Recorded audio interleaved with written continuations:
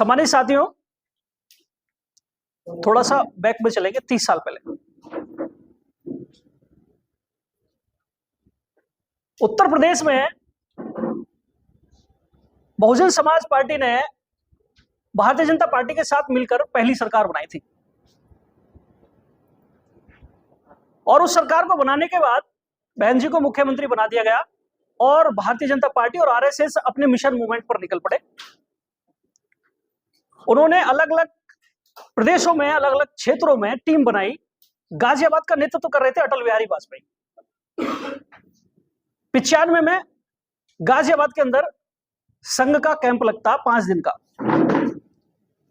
विषय होता है कि भी भारतीय जनता पार्टी या आरएसएस इतना बड़ा समूह, इतना बड़ा परिवार होने के बाद इतना कमजोर कैसे हो गया कि हमें एक चमारी को मुख्यमंत्री बनाना पड़ा। ये शब्द मेरे नहीं है, ये विचार आप लोग सुने और समझें। और उन्होंने कहा, ये मैं लास्ट वाले दिन बताऊंगा कि उसे मुख्यमंत्री बनाने के लिए हमें मजबूर क्यों होना पड़ा। ये बहुत क्रांतिकारी और परिवर्तनशील विचार था। सभा आगे बढ़ी। 5वें दिन अटल बिहारी वाजपेयी ने अपना अध्यक्षीय भाषण मान्यवर देते हुए कहा कि सभी वक्ताओं ने अपने अपने सुझाव दिए, अपने अपने तरीके से अपनी अपनी बात रखी, लेकिन मैं सबसे बड़ी बात बताता हूं। जब से भारत में संविधान आया है और संविधान के जरिए ये सरकारी स्कूल बने हैं, कॉलेज बने हैं, विश्वविद्यालय बने हैं और इनमें अनुसूचित जाति, अनुसूचित जनजाति के लोगों को पढ़ने के लिए स्कॉलरशिप दी जा रही है। कोई जगह या ना जगह, कोई संभला या ना संभला, लेकिन एक कौम भारत के अंदर जरूर जाग गई और वो पढ़ गई है और उसमें अग्रणी भूमिका में जाटव चमार आते हैं। तो सवाल निकल कर आया कि इन्हें कैसे रोकना है। उन्होंने कहा, बिल्कुल ये मुद्दे की बात है, इसी के लिए शिविर हमने लगाए। इन्हें रोकने के लिए शिक्षा का स्तर महंगा करना पड़ेगा। वहीं से उदय होता है मल्टीपल स्कूलों का, जैसे दिल्ली, देहरादून, गाजियाबाद और दुनिया भर के बहुत सारे मल्टीपल स्कूल हैं जिनका उदय होता है। बेहतरीन खूबसूरत बिल्डिंगें बनाना और डोनेशन के नाम पर मोटी मोटी फी लेना, और आप उनकी शिकायत भी नहीं कर सकते क्योंकि मैनेजमेंट स्कूल को चलाने के लिए डोनेशन ले रहा है। आप उसे रिश्वत भी नहीं कह सकते। तो उन्होंने देखते देखते 95 से मूवमेंट शुरू करा और आज 25 में 30 साल के अंदर शिक्षा को डेमोनाइज कर दिया, खत्म कर दिया।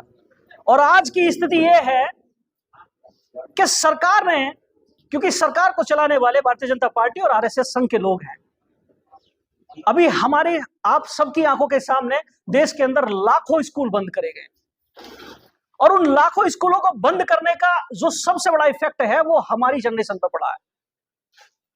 हम हो सकता है दिल्ली एनसीआर में कुछ लोग समृद्ध हो गए हों, लेकिन यकीन मानो मैंने पिछले करीबन देश के करीब 14 राज्यों में भ्रमण किया है। छत्तीसगढ़, झारखंड, उड़ीसा, बहुत सारे 14 मतलब समझ सके आप। वहां पर जाकर देखेंगे तो समाज के जो हालात हैं वो बहुत दयनीय है, बहुत अच्छे नहीं। ये शिविर आज जो लगा है ये बहुत अच्छे विषय पर लगा है। मैं बार बार धन्यवाद देता हूं लॉर्ड बुद्धा सेवा समिति को कि आपने एक ऐसे मुद्दे पर काम किया जो वेश है। अभी तक हम इन 75 सालों में अनुसूचित जाति, अनुसूचित जनजाति के लोग अपना इंफ्रास्ट्रक्चर खड़ा ही नहीं कर पाए। ये बड़े दुख का विषय है। हम अच्छे स्कूल, अच्छे कॉलेज, अच्छे यूनिवर्सिटियां नहीं बना पाए। ना बनाने का रीजन भी है। एक सवाल निकल कर आया कोचिंग का। कोचिंग ठीक है, बहुत अच्छी बात है, आप जितना कर सकते हैं करें, लेकिन वो जी ने ये भी बात कही कि उससे एक वो चीज निकल कर आती है। मैं ये कहता हूं, मैं सर 2 ही मिनट की बात है सर, अगर बात समझ में आए तो बेकार हो जाएगी। अगर 1000 लोगों को स्पॉन्सर करा जाए और 1000 लोग अगर 1-1 लाख रुपए का डोनेशन डालें तो कितना पैसा हो सकता है? मेरे हिसाब से 10 करोड़। और 10 करोड़ में कोई भी अच्छी बिल्डिंग बनाई जा सकती है। मान्यवर, 10 करोड़ में एक अच्छी बिल्डिंग बन सकती है। हम दिल्ली पब्लिक स्कूल की टक्कर का बिल्डिंग इंफ्रास्ट्रक्चर खड़ा कर सकते हैं।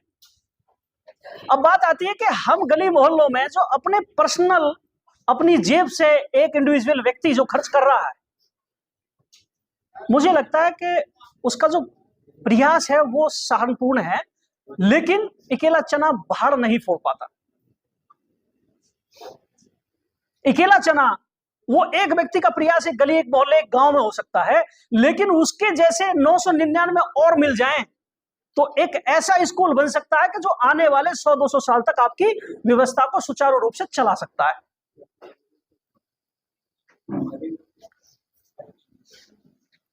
दूसरी बात, बहुत सारे स्कूल भी हैं।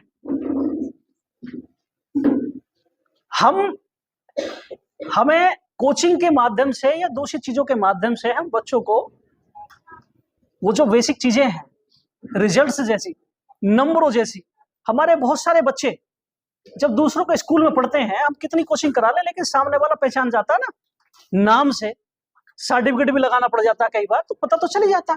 हमने देखा कि इलाहाबाद में उत्तर प्रदेश की जो वो चेक होने जाती है कॉपियां बोर्ड के अंदर, वहां पर बाहर का जो कवर है उसे चेंज, उसी को रख के, और उसके अंदर का जो मटेरियल है उसे चेंज कर देते हैं। उन्होंने अपने कमजोर बच्चे का मटेरियल हमारे बच्चे की कॉपी में रख दिया। अखबारों ने पूरे का पूरा स्टिंग ऑपरेशन किया है, पूरे की पूरे पेज छापे हैं। हम अपने संस्थानों को सुचारू रूप से चलाने की व्यवस्था को समझें। ट्रस्टों के माध्यम से, जैसे साहब ने समिति बना रखी है, ये बहुत ही अव्वल दर्जे का काम है। इसके लिए सोचने के लिए भी एक बड़ी सोच चाहिए। तो मैं तो यही कहूंगा, रही बेरोजगारी को दूर करने की बात, मान्यवर एमएसएमई के और अन्य बहुत सारे ऐसे प्रोग्राम हैं कि अगर गवर्नमेंट के द्वारा चलाई गई जो स्कीमें हैं अनुसूचित जाति के लोगों के लिए, अगर क्षेत्रों में काम कर रही संस्थाएं, समितियां अगर उन पर भी ढंग से काम कर ले, तो मुझे लगता है कि उद्योग के क्षेत्र में थोड़ा अच्छा काम हो सकता है।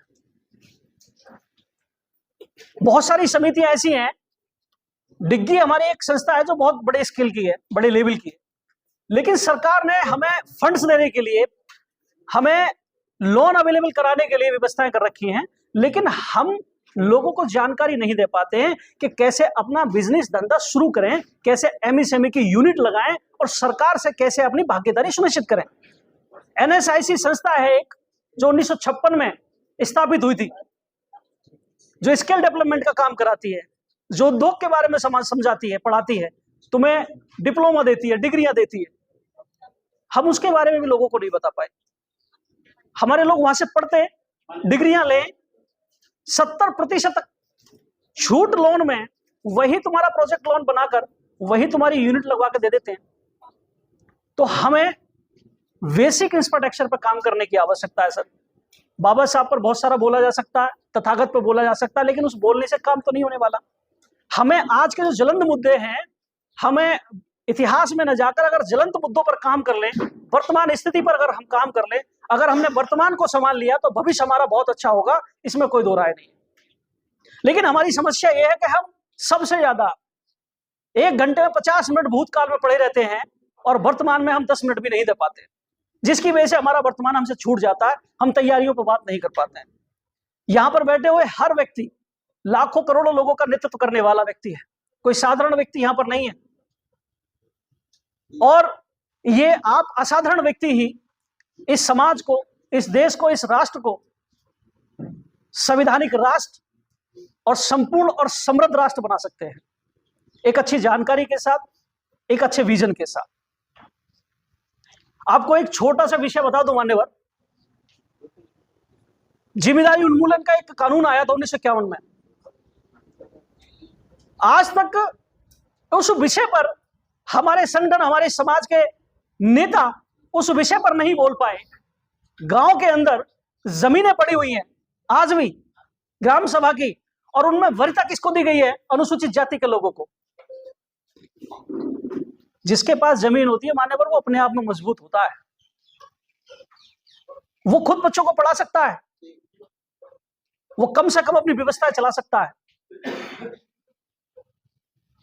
आज भी अगर हम उन मुद्दों पर काम कर ले जो संविधान ने हमें अधिकार दिए हैं, संविधान ने हमें क्या दिया है उस पर बात करते हैं, लेकिन जो दे रखा है उसे प्राप्त कैसे करें उस पर बात नहीं होती। हमें बात तो यह करनी चाहिए कि जो हमें अधिकार दिए हुए हैं उन्हें कैसे प्राप्त करें, उन्हें छीने कैसे सरकार से जो नहीं दे रही है।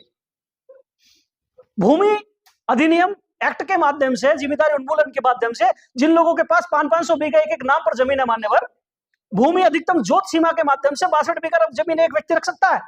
लेकिन हमारी जानकारी न होने की वजह से, अनभिज्ञता के कारण एक आदमी 200 बीघा जमीन का मालिक बना बैठा एक ही नाम पर, और हम उसके खिलाफ आंदोलन नहीं छेड़ रहे हैं। आंदोलन छेड़ेंगे तो वो जमीन निकलेगी, उसे 62 बीघा दी जाएगी और बाकी बचेगी वो अनुसूचित जाति के लोगों को बांटी जाएगी। और ये काम पूरे देश के अंदर लोगों को बहुत कम समय के अंदर इन्हीं सरकारों से समृद्ध किया जा सकता है। इसके लिए सरकार बनाने की आवश्यकता नहीं।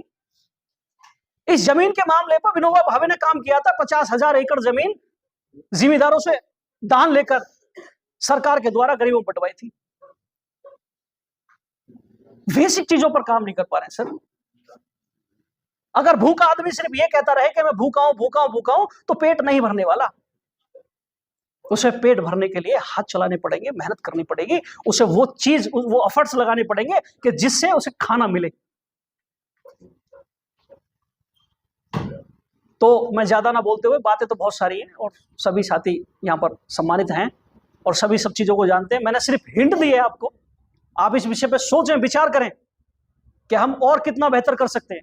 इन्हीं शब्दों के साथ मैं अपनी वाणी को विराम देता हूं। बहुत बहुत धन्यवाद।